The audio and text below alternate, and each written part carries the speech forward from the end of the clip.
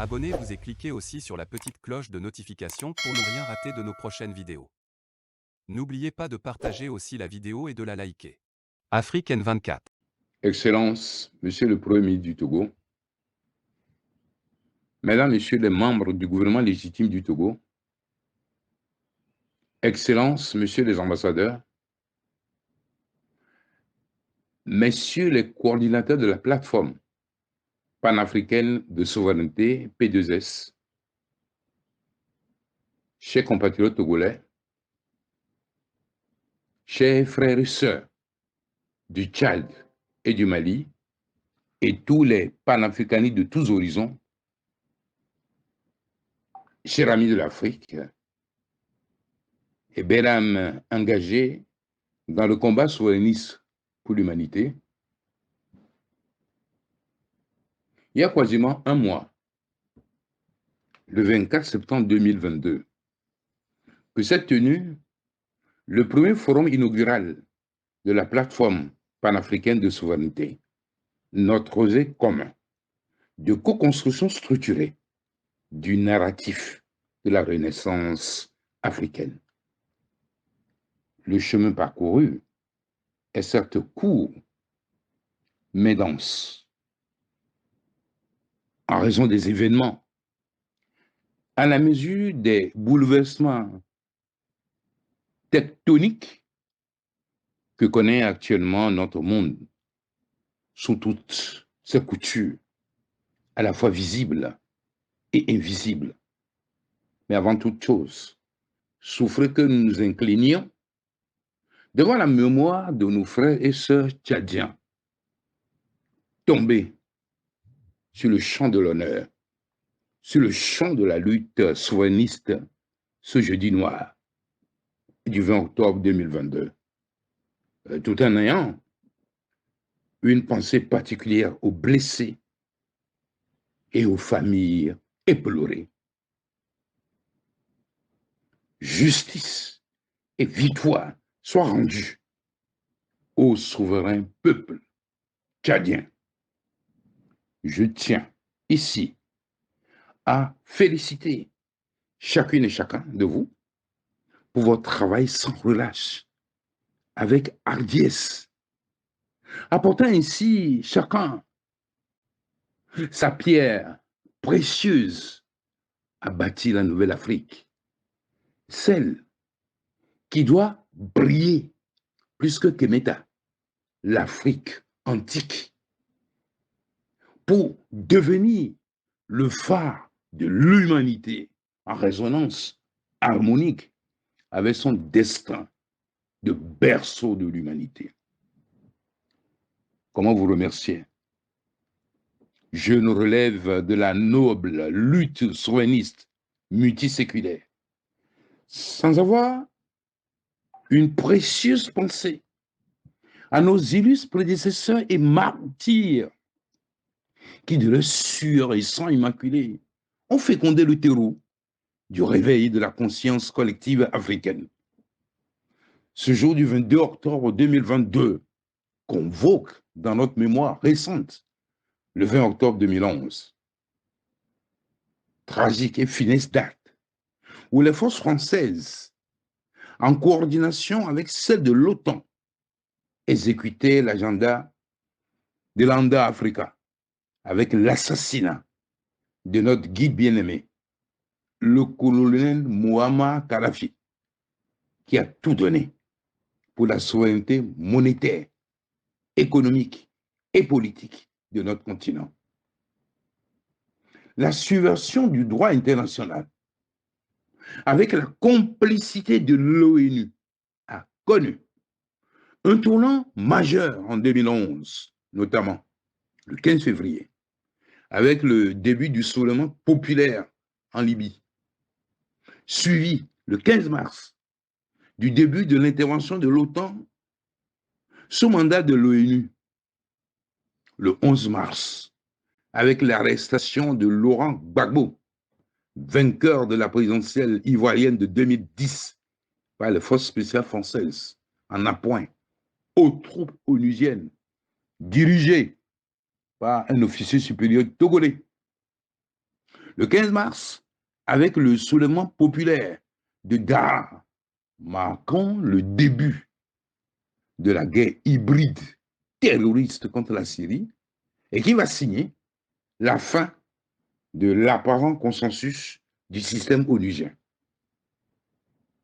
Le président ivoirien n'est pas sans rappeler le bicéphalie politique actuel que connaît le Togo, à la suite du quintuple coup d'État électoral, militaire, judiciaire, diplomatique et médiatique survenu au terme de l'éclatante victoire du 22 février 2020 du peuple togolais, porté sur notre humble personne, suivi de notre refus de subordination, de l'assassinat du colonel Bital Amadjolba, qui a refusé de nous assassiner, d'où notre chemin des îles et celui du patriarche de la nation âgé de 93 ans, son Excellence, Monseigneur Philippe Fanako Bojoro. La fin du consensus apparent du système onusien, dû à l'instrumentalisation outrance de l'ONU par les Occidentaux, a conduit au désert éthique et à l'apoplexie du droit international, avec la reprise symétrique du bloc eurasiatique mené par le tandem Russie-Chine, ouvrant ainsi progressivement depuis 2015 l'ère de la multipolarité sur le plan géopolitique et géoéconomique. La résistance contre la fin de l'hégémon occidental et le déplacement diachronique des centres de pouvoir vers l'Eurasie s'illustre, hélas, à travers la Troisième Guerre mondiale actuellement en cours, sur le front russo-ukrainien, sur fond d'une féroce guerre monétaire, économique et énergétique dont les conséquences impactent l'ensemble du monde entier. Dans ce contexte de changement majeur, de valeurs structurées par l'exigence de souveraineté sous tous les cieux, le conflit russo-ukrainien est utilisé comme un accélérateur de l'agenda mondialiste par les gouvernements qui, face à l'imminent effondrement du système financier international, développent des outils de contrôle des populations, notamment les flux financiers et la consommation énergétique. Il urge donc que soit mis fin au monde cynique qui subordonne la nature humaine aux intérêts financiers de l'oligarchie mondiale afin que prévale la souveraineté des peuples. C'est dans cette dynamique qui fonde les synergies qui se construisent actuellement de par le monde et qui interpellent l'Afrique désarticulée à dessein par des crises multiformes qui recouvrent des agendas de vassalisation et de prédation de nos richesses. En témoigne la cas des conflits en Afrique subsaharienne et ailleurs sur le continent, et qui va faire l'objet de nos échanges au cours du présent forum. En prélude au 17e sommet de G20 de Bali, du 15 au 16 novembre 2022 en Indonésie, le processus d'intégration de l'Eurasie se poursuit allègrement, comme en témoigne la déclaration d'Asna du 13 octobre 2022 à l'issue du 6e sommet de la conférence pour l'interaction et les mesures de confiance en Asie, CICA, annonçant la transformation graduelle de ce forum multinational en une organisation internationale. La dite déclaration, je cite, « Nous renforcerons nos efforts conjoints au sein de notre organisation afin d'identifier des solutions communes aux problèmes du XXIe siècle et d'assurer la résolution pacifique des conflits conformément à la Charte des Nations Unies, ONU, pour une région sécurisée et prospère. » Fin de citation. Ceci nous interpelle à plus d'un titre. Pendant que la CEDEAO et l'Union africaine sont amorphes sur la crise malienne, qui préoccupe à plus haut point tous les panafricanistes, à voir le crash franco-malien lors de la réunion de ce 18 octobre 2022 au Conseil de sécurité de l'ONU à New York. Serons-nous spectateurs quand l'Afrique, le continent le plus riche de par ses ressources, et notre communauté de destin brille de laxisme dans son intégration régionale et continentale, dépourvue de vision stratégique et souverainiste? Absolument pas. Car face aux pesanteurs politiques qui minent nos organisations supranationales, l'action citoyenne résolue doit prévaloir pour défendre les intérêts de nos peuples et la souveraineté de l'Afrique tout entière.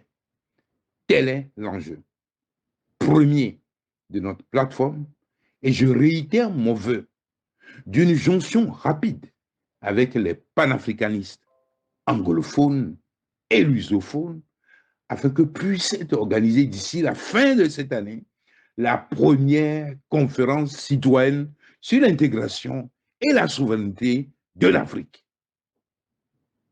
La finalité de notre combat souverainiste doit être une Afrique qui promeut l'équilibre, avec au cœur de l'action politique un homme libre, souverain et protégé dans son intégrité. Cela ne se peut sans l'amour, l'éthique et la justice comme baromètre de l'action politique. Dès lors, la sécurité, la paix et la prospérité partagées pour tous dans une Afrique souveraine sur tous les plans doit être notre priorité et notre horizon.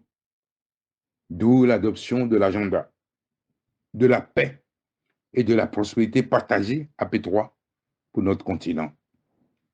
Soyez rassurés, tous, que cet objectif est consubstantiel à l'action politique du gouvernement légitime du Togo, que j'ai l'honneur et le privilège de présider et sur lequel travaille le ministre d'État chargé des relations extérieures et de l'intégration africaine avec une commission que nous avons mise en place. Ensemble, cœur à cœur, et main dans la main, créons un monde juste, fraternel, solidaire et respectueux des diversités nationales. Construisons rigoureusement le narratif de la renaissance africaine pour une Afrique forte, indépendante et souveraine. Un pôle géopolitique et géoéconomique majeur et surtout le sens spirituel et culturel avant-gardiste du monde. Que Dieu bénisse l'Afrique, chacun de ses enfants et l'humanité tout entière. Likez la vidéo si ce n'est pas déjà fait. Laissez aussi votre point de vue en commentaire.